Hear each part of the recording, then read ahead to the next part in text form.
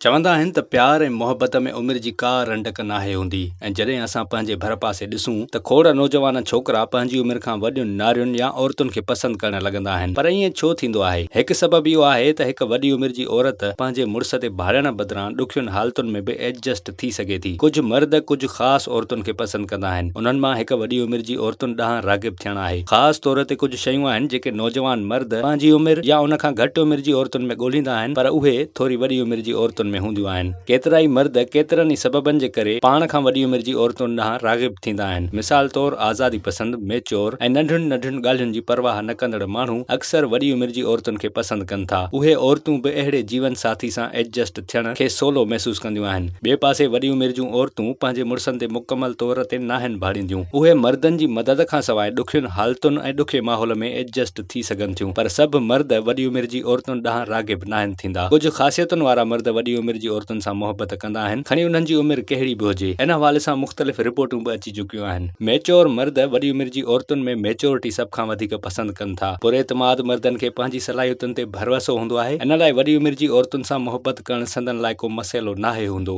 जेके मर्द वॾी उमिरि जी औरतुनि खे पसंदि कनि था, उहे आज़ाद रहणु पसंदि कंदा आहिनि। उहे अक्सर ज़िंदगीअ खे नवनि तजुर्बनि सां जीअणु चाहींदा आहिनि। जेके मर्द वॾी उमिरि जी औरतुनि सां मोहबत कंदा आहिनि, उहे रिश्तनि में पैदा थींदड़ ॾुखियनि जज़्बनि खे सवलाईअ सां संभाले सघंदा आहिनि ऐं उन्हनि खे मुंहुं ॾेई सघंदा आहिनि। आम तौर ते कंहिं बि रिश्ते में गॾियल मोहबत ऐं एहतराम हुजणु ज़रूरी आहे। जेके मर्द वॾी उमिरि जी औरतुनि खे पसंदि कनि था, उन्हनि में गॾियल एहतराम हूंदो आहे।